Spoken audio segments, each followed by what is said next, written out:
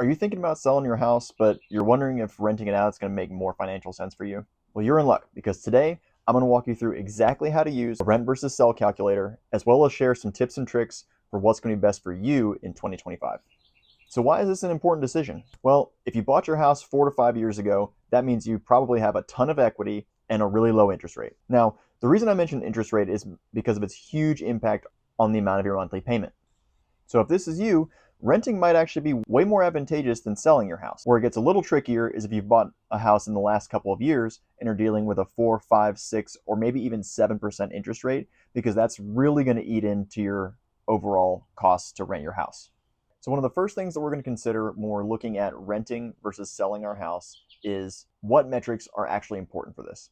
If we're talking about selling a house, then we're not really concerned with what our monthly mortgage payment is going to be, or how much rent we can get, or how much our taxes and insurance are going to be, because all those things are going into a cash flow calculation and not so much of a cash out calculation. If I'm selling my house, what I am interested in knowing is how much is my house worth? What's the remaining balance on my mortgage? How long are houses sitting on the market before they sell in my area? These are all important things to consider if you're going to sell your house. If you're thinking of renting, we're not really concerned with how much the house is worth or even how much the loan balance is. If we're renting, the big things we're going to look at are monthly cash flow requirements. Here we're going to look at, does my monthly rent cover my mortgage payments, my taxes, my insurance, as well as any budgeted repairs? This is one of the big mistakes that a lot of homeowners make when they go to rent out their house is they don't account for a change in taxes or for the amount of repairs that they'll need to save up for. Lucky for you, I do rent versus sell calculations all the time, and I've used these for both myself and for some of my clients recently. So let's go ahead and jump right in. I mentioned it already, but the first part is knowing what things I'm going to need to know to plug into this rent versus sell calculator. Big things that go into the selling portion are the value of my home, how much closing costs are going to be, and closing costs can include attorney's fees, realtor commission, as well as any impounded taxes and insurance. And don't forget about the most important part, the remaining balance on your loan. If your loan balance is too high, then it might not make sense for you to sell if your house isn't worth much more than the loan balance. On the renting side of things, we also need some important metrics here. The first and most important metric is I need to know what's the amount of rent that I can actually get for my place. The second thing I need to know is what my monthly mortgage payment is, and I need to know how that's going to change if I move out of my house. The biggest thing that will change once you move out is, at least in South Carolina, the amount of property taxes that you're going to be paying each year. One of the things I see people not taking into account is whether or not they're going to use a property manager and how much they're budgeting for long-term expenses, capital expenditures. So think like big things like a roof or an appliance or maybe a foundation repair, and vacancy. So because so many people were asking me to help them figure out if they should rent or sell, I made my own calculator, which I'm happy to share with you. Let's walk through exactly how to plug in the numbers into my rent versus sell calculator. So here is my sell versus rent calculator. So on the left-hand side here, we have the seller side. And then if we scroll over this way, we've got the landlord side over here. Let's do an example where we have someone whose house is worth $260,000. Well, somewhere between $260,000 and $290,000.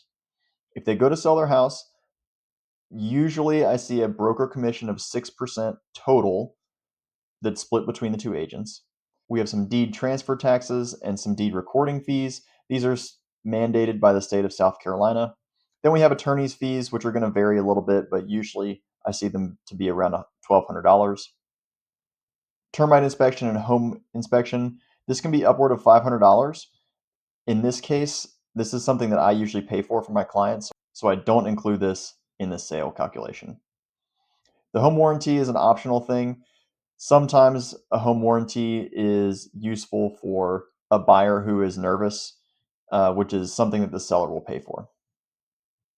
We got a couple courier fees, and then the prorated taxes. So taxes are about $1,800 per year.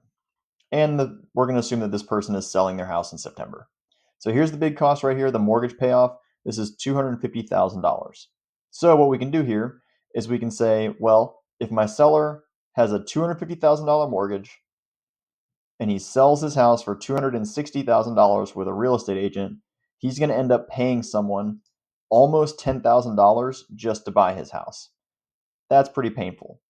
On the other hand, if we can get the purchase price up to $270,000, then he's pretty much breaking even. He's only losing about $400. Really, in this situation, in order for this seller to actually want to sell his house, he needs to be able to get $280,000 to $290,000 so that he can actually put some cash in his pocket. So the other option here is he could rent his place.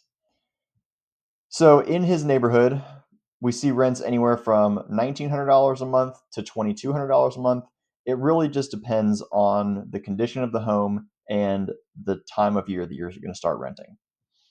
So on this left-hand column here, we can see the principal and interest is about $1,225 a month. Annual taxes, I need to update this to be 1,897 like it is on the other side. He pays about $1,500 a year in property insurance, and he has a $95 a month HOA fee. So all that put together, his monthly payment is going to be about $1,600.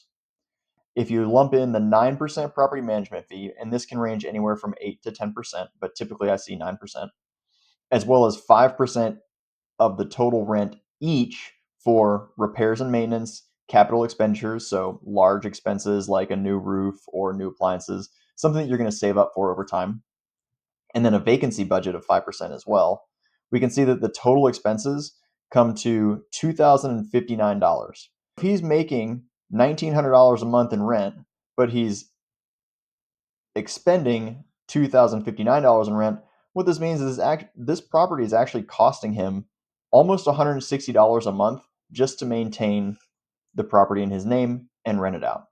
Now, the plus side is that if he can get a couple extra $100 a month in rent, maybe he gets $2,200 in rent, now he's actually putting some cash in his pocket. But there's a catch. In South Carolina, if you're living in the house, you get the 4% tax rate on your primary residence. However, once you move out, you don't get that 4% tax exemption anymore. Now you're paying 6% on your property taxes. Now, that doesn't sound like a huge difference, the 4% versus the 6%, but what it does is it effectively triples your taxes. So in this case, what's going to happen is he's going to go from $1,897 a month. If he's paying $1,897 per year in property taxes, and those triple, that brings us to $5,691 per year in taxes. So what we can see now is that if he were to rent his place out for $1,900 a month, he's going to be paying $475 a month just to keep the property in his name and operate it as a rental. On the other hand, if he can bump up this rent, now we're talking about him only paying $250 a month. So in this case, this person is kind of in a sticky situation. So he either needs to be able to sell his house for at least $270,000 or be able to rent his house for around $2,500 a month. And for this particular neighborhood, the going rents are anywhere from $2,200 to $2,300 a month. So he's probably going to end up paying some money out of pocket for this. One of the biggest factors that's going to play into this decision to whether you want to rent your house after you move out or if you want to sell your house are what works for you. What does your personal plan look like? Are you looking for long-term wealth growth? Are you looking for some tax benefits and some depreciation to lower your taxable income? Or maybe you're looking to grow the value of your property over time. If those three things appeal to you, then renting is definitely the way you want to go. On the other hand, if you're looking for a quick exit or you have a headache property, or maybe you need the cash now to reinvest into another investment, then selling could be the way to go for you. The big takeaway from this part of the discussion is that renting versus selling is a highly personal decision, and you need to have all the information available to you, but also thinking about how this is going to work into your long-term plan for you and your family. One problem that I see a lot of homeowners run into is that when they decide to rent their house instead of selling it, they get caught off guard because their rents are lower than they thought they would be, or their expenses are higher than they thought they would be. So here's a couple ways that you can combat both of those things, or at least take them into consideration. The first thing that you can do is to check around your neighborhood to see what the rents are going for in your neighborhood. Hopefully, if you purchased a property in a safe neighborhood that is appreciated well, The area is safe, it's very attractive for tenants, and it's somewhere where they would want to live. Now, sometimes the long-term rents in the area are not going to be enough to cover your mortgage. So in that case, you might consider converting your long-term rental into another option, such as a short-term rental, commonly called an Airbnb, or a medium-term rental, which is a little bit less of a headache with a little bit more profit. It's kind of the nice middle ground between a long-term and a short-term rental. Now, the big trick here is most counties in and around Charleston have some kind of short-term rental regulation that's definitely going to put the brakes on you getting your Airbnb up and running. That being said, if you have the latitude to run a short-term rental out of your property, make sure you've considered all the things that are going to go into the short-term rental before you get into it. Being a short-term rental host is more about being a hospitable host than it is about being a property owner. But if you're interested in seeing more content about how I run my Airbnbs, check out some of my other videos about how I optimize my Airbnb to be less of a headache and take up less of my time. Overall, deciding whether to rent or to sell your house when you move out of it is a huge decision.